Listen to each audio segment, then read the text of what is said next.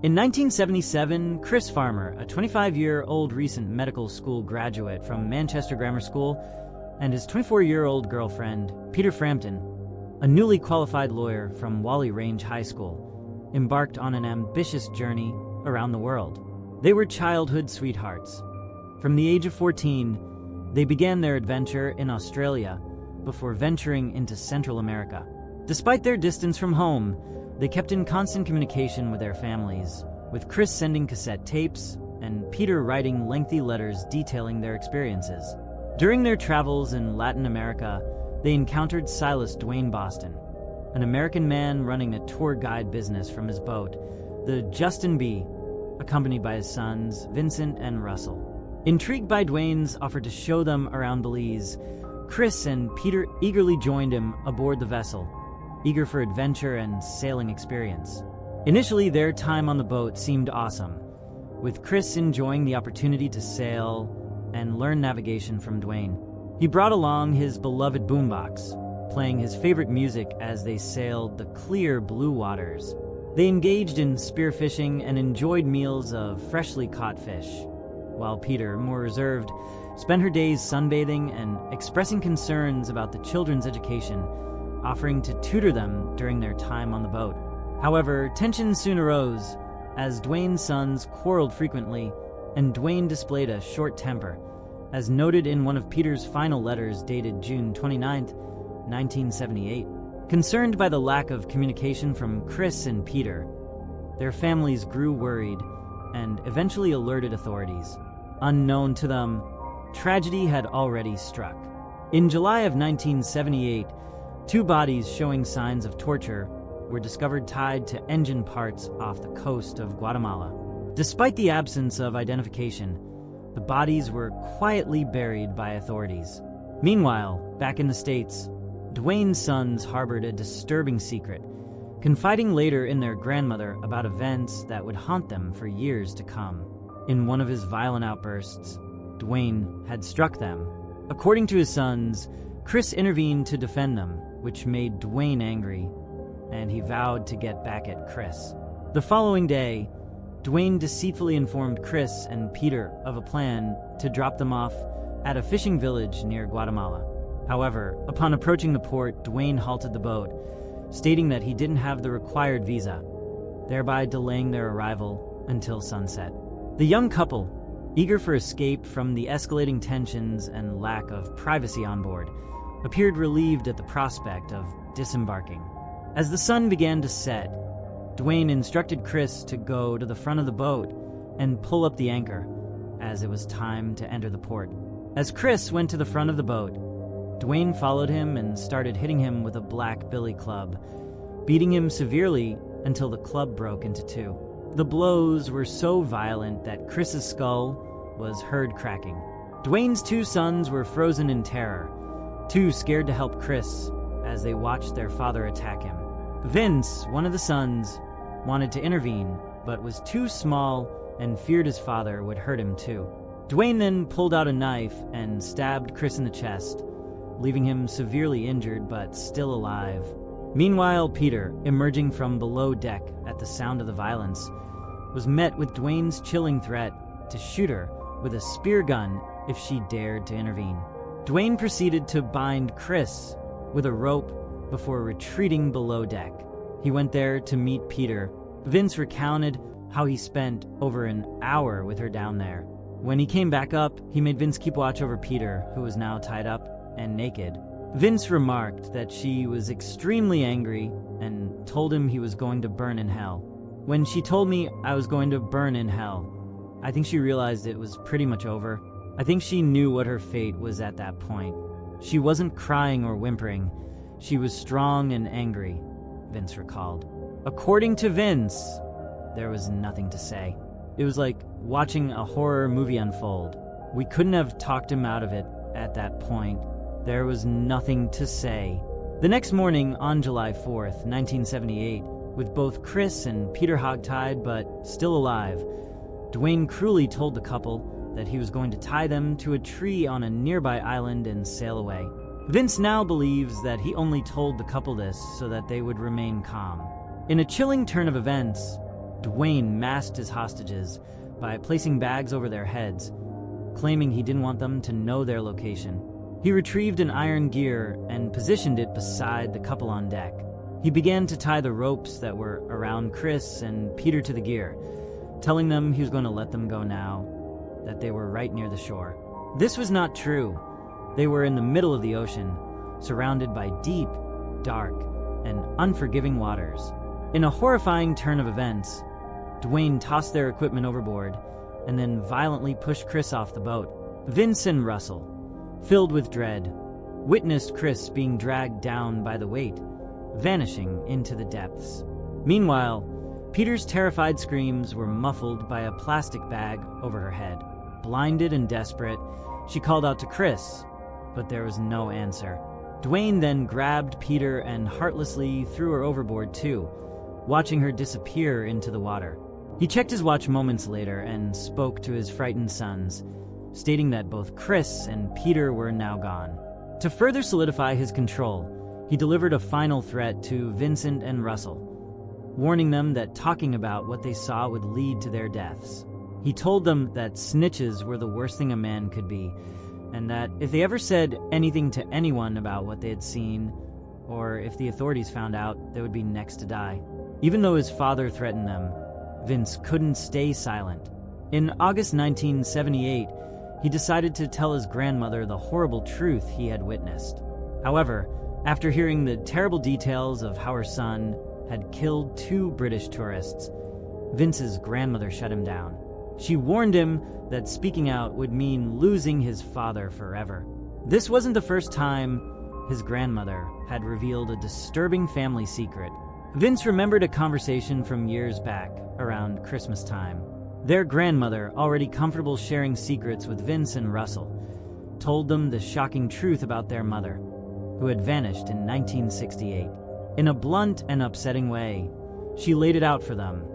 There was no Santa Claus, and that their father killed their mother. Vince's mom, Mary Lou, vanished mysteriously after telling Duane she wanted a divorce.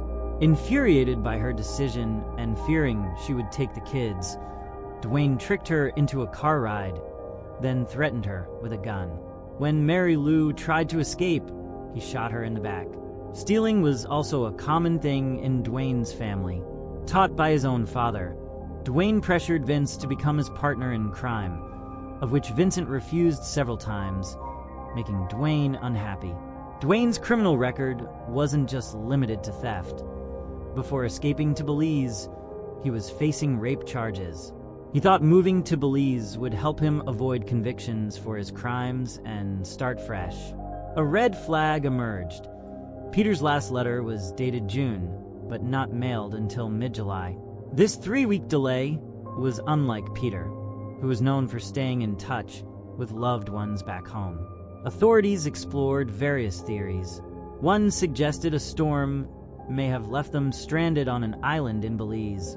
Another speculated they were caught in a drug smuggling ring. Chris's dad, Charles Farmer, a BBC journalist, relentlessly pursued answers about his son Chris and his girlfriend's disappearance. After his own thorough investigation, he presented a case file of clues to the police. The key piece of evidence was a port document showing a boat named Justin B. departing Belize with Chris, Peter, and Duane on board on June 26th. Other documents revealed the boat arriving in Livingston on July 6th, but crucially, Chris and Peter were no longer listed as passengers. Nearly 4 months after vanishing, in October 1978, Chris and Peter's families received unsettling news. Duane Boston, the last person seen with them, had abruptly sold his boat in July and returned to California. Authorities quickly located Duane for questioning. He claimed to have dropped them off on the Guatemalan mainland, opposite Livingston. He further stated they were drug users who requested to be left on a nearby island, a mostly deserted location that raised doubts about his story. Determined for answers, Chris's father, Charles Farmer, found Duane's phone number and placed a recorded call on January 10th, 1979. However, it wasn't Duane who answered, but his father, Russell Boston Sr. Charles wanted some information from Duane about his son, and girlfriend. During the phone call, he asked Russell to connect him with Duane. However, Russell steered the conversation away from that and simply said they were probably in Colombia. Even when Charles requested Duane's address to write a letter, Russell wouldn't provide it, offering only to pass the letter on himself. News that would shatter the hearts of Chris Farmer and Peter Frampton's loved ones came on February 1st, 1979, 31 weeks since the pair had last been heard from. On this day, Chris's father received a phone call. His daughter, Penny, remembered him crumpling at the news, coming from the other end of the line. On July 8th of the previous year, just 8 days after the pair went missing, 2 brutalized bodies had been found by fishermen, floating 200 meters off the peninsula, and had been buried unidentified.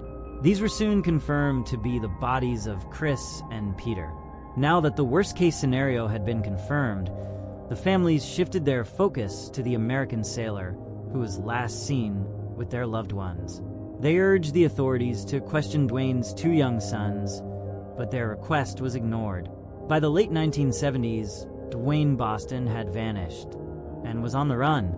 He remained under the radar until February 1981, when he resurfaced in California and was arrested for abducting his 4-year-old child, a child who was not on the boat and unrelated to the previous incident.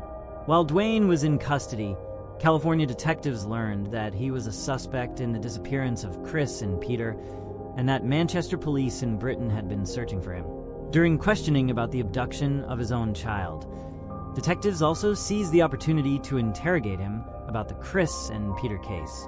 During the interview, Duane claimed to have met Chris and Peter at a Belize hotel and offered them a ride on his boat. However, he quickly disliked them, describing them as deadbeats. He alleged that Peter was a heavy drinker and Chris used drugs with a needle. According to Duane, a boat carrying local islanders arrived, and the couple departed with them, which was the last he saw or heard of them. Although detectives were convinced of Duane's guilt, they lacked sufficient evidence to charge him and were unable to detain him. As a result, they were forced to release him, and Duane walked away a free man with no charges filed against him. The police investigation now hinged on interviewing Vincent and Russell, the only remaining witnesses. However, there was a major obstacle. Their whereabouts were unknown, and their absence became a significant roadblock in the quest for answers. In England, the police shared their findings with the victims' families, confidently identifying Duane as the perpetrator, but regretfully admitting that they lacked sufficient evidence to secure a conviction. From there, the case grew cold. 3 years after the tragic murders of Chris and Peter, Vincent finally departed from his home, and upon doing so, he attempted to share his knowledge of the events with the authorities. However, his account was rebuffed as mere hearsay, and his efforts to reveal the truth were met with dismissal. His father's dark past weighed heavily on Vince's conscience. At 17, Vincent enlisted in the Navy, escaping his father's influence and experiencing a sense of liberation. Although he started a new chapter in his life, he never lost sight of the devastating impact on Chris and Peter's loved ones, and the memory of their family's suffering stayed with him. Vincent made another attempt to contact the police, this time reaching out to the Manchester authorities to share the information he and his brother had. However, his efforts were met with skepticism and eventual dismissal, largely because the famous British guitarist and musician Peter Frampton shared a similar name with the victim, Peter Frampton, leading Vincent to believe that the police thought he was prank calling. After serving in the Navy until 1999, Vince was still driven to uncover the truth 21 years after the tragic murders of Chris and Peter. His determination remained twofold: to discover the fate of his mother, whose burial site his father had kept secret, and to secure justice for the families of Chris and Peter. Despite his persistent appeals for assistance, Vince was met with continued indifference and disregard from the authorities. In January 1999, Russell Boston, Vince's brother, also attempted to report their father for murder by contacting the police again. Unfortunately, this effort, like Vince's previous attempts, was met with inaction and a lack of follow-up from the authorities, leaving the brothers feeling frustrated and ignored. Undeterred by past disappointments, Vince made a fresh attempt in 2012 to reach out to the Sacramento Police Department, determined to pursue justice. This time, he compiled a comprehensive file, including photographs, eyewitness accounts, and a detailed timeline of the murder, and submitted it to the authorities in the hope of finally sparking meaningful action. Simultaneously, the families of Chris and Peter had persisted in their tireless efforts to locate Duane and his sons, refusing to abandon their quest for truth and justice, even in the face of countless setbacks and disappointments. 38 years after the tragic murders, Penny Farmer in 2015 turned to a modern tool that hadn't existed in previous decades: social media as a new approach to seek justice and answers, leveraging its vast reach and connectivity to reignite the search for truth. She took to Facebook and searched for the suspected murderer of her brother. There, in black and white on her screen, was the man that her family had been searching for all those years. She also searched for Duane's sons and discovered Vincent's Facebook page, which was filled with posts about his deceased mother. Penny was frustrated looking at their pages. She had believed that they had witnessed their father kill Chris and Peter and had kept it to themselves, never telling anybody, although she would soon find out that this wasn't true. Penny, using an anonymous Facebook account, sent a direct message to Vincent and Russell, asking if they had been on board the Justin B. boat in 1978, seeking a straightforward answer to a question that had haunted her for years. Penny took a bold step by reaching out to Manchester detectives, urging them to take action and apprehend Duane. However, when the detectives searched their archives for any records related to the long-dormant case, they were shocked to find no trace of it in their system, leaving Chris and Peter's loved ones stunned and dismayed. The detectives were able to track down the original detective on the case, who had since retired. He revealed that he had kept a comprehensive copy of the case files, including official documents, court records, autopsy results, and even Peter's final letter in his garden shed. This treasure trove of evidence gave the case new momentum. As the investigation progressed, UK police learned that their US counterparts in Sacramento were also investigating Duane Boston. Meanwhile, Chris and Peter's families were informed that Duane's own sons had already come forward to report their father's criminal activities. During the investigation, Duane Boston unexpectedly contacted his son Vincent on Facebook after years of no communication. Vincent suspected his father had discovered he had spoken to the authorities and was seeking revenge. In 2016, 38 years after the murders, FBI agents attempted to apprehend Silas Duane Boston at his care facility, but he was no longer there. Vincent feared his father was on the run and intent on harming him. The agents then discovered that Duane had been transferred to a new care home just 2 days earlier. They embarked on a tense 4 to 5 hour drive, hoping Duane hadn't escaped. Upon arrival, they found Duane, now a frail 75-year-old man, sitting in a wheelchair. He was arrested and taken into custody. Chris Farmer's family asked that the trial be rushed through so that Chris's then 92-year-old mother would live to see justice for her son.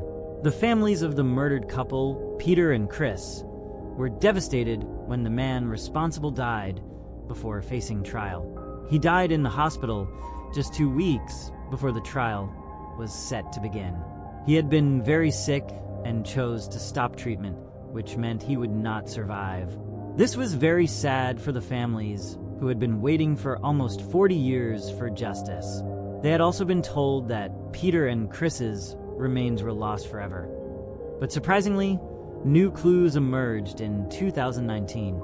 These clues, a letter and 2 old pictures, helped them find out where Peter and Chris were buried in a cemetery in Puerto Barrios.